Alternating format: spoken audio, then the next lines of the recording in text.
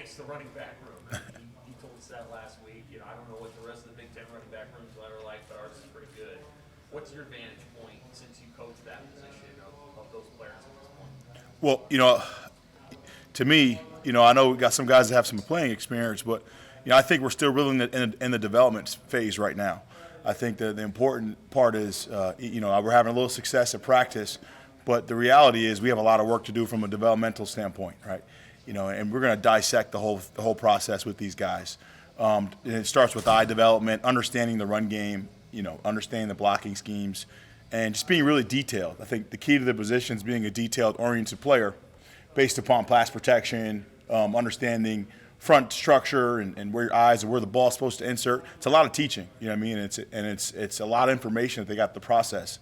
So we're still in the development phase, but overall as a group, I think we're pretty good right now with our progression. Can you tell that this is like you're the third different running back coach they've had in 3 years? Can you tell that? Can you tell that they've had a lot of different maybe theories and philosophies and drills that they've gone through, and they need to kind of be tailored the way that you want them to? It's kind of interesting because you got some guys that have some playing experience, but nobody really has significant amount of playing experience. You know what I mean? The reality is that mentally, I wouldn't say they're all experienced running backs as far as playing full seasons, right? I mean, AJ had played a little bit last year. Gabe coming back from an injury. Ramir didn't see a lot of action last year.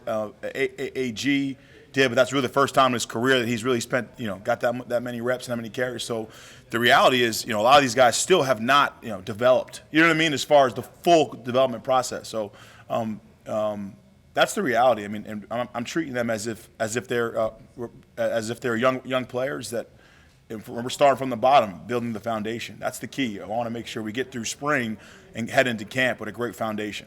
How are they responding to that? I'm pretty intense, as you can tell, at practice, right?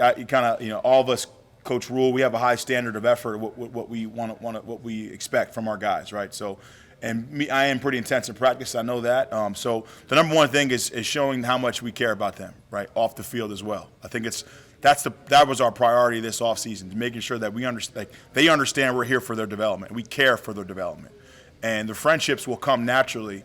But if they understand that we care about their well-being, then they'll take the hard coaching, right? Because it's really a learning process, right? To understand why is coach getting on me so hard on this deal, right? But when he knows that I care about his development, I think that's important. I hope I answered that correctly. What's your impression of Gabe so far? Gabe's been doing great so far. He's a big back. He's running behind his pads right now. And again, just like the rest of the guys, I think he's still developing his eyes and still developing his arsenal, right? The whole running back menu, right? There's a lot of things that he's got to work on from a technique standpoint that we're really adamant about. And for us, the position's about the little things and making sure that we master the little things. The beauty of getting a chance to coach with Coach Rule at Carolina and being assistant running backs with Christian McCaffrey, I learned how to be a better coach because Christian was such a detailed player, right? And he really was very insane about the small details that maybe some people don't pay attention to. So we are really dialed into the little things, right? Alignments, hand placement, eyes, where they're supposed to be in each play, the progression of the play.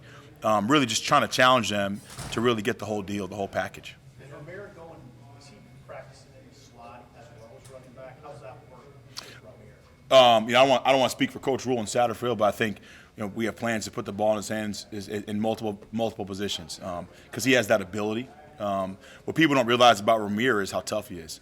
He's really good in protection. He's physical for a smaller back, and he runs with underneath his pads.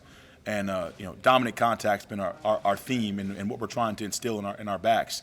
And when we make contact, we want to bring power with our pads, and we want to make sure that we're making a statement when we run the football. So, and Ramir, surprisingly for small backs, he brings that power when he runs the ball. But he has some finesse, right? He has the ability to line up in a slot and make guys miss in open space. So, to me, that kind of guy is very valuable and versatile. You've known him for a long time. That's right. He has. I've actually, like you said, I have known him for a long time. He's got that. He was coached very hard in high school. I know his high school coach very well. He was coached hard in high school, and he's been that way since a freshman in high school. And really ironic that I'm coaching here now, but just really excited with. That's who he's been. That's kind of been his DNA his whole career for sure. I know you have love for the fullback. Do you have some good options you see early on? Yeah, I mean, if we were at the scrimmage last week, we were able to get in 21 a little bit and run the football, which was fantastic for us to see.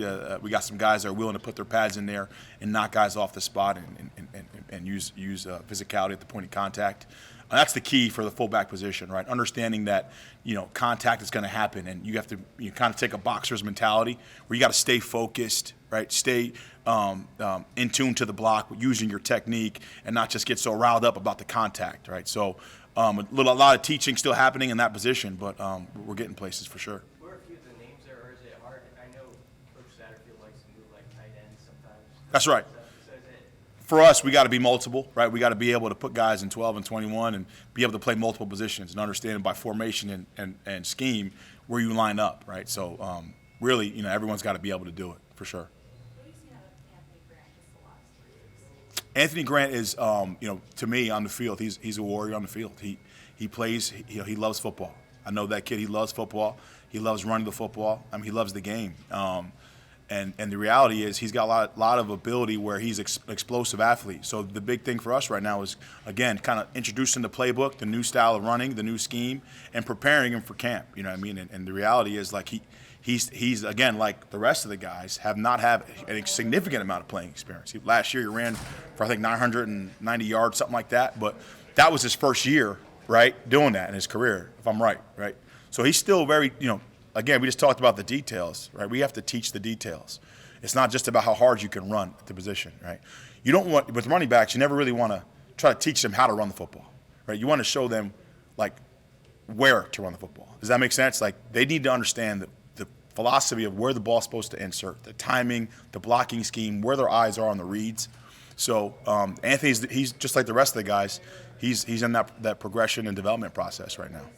Just the state of your mentality. Do you think that's something else kind of missing last year with a lot of them, or I can't comment on that. I don't really know,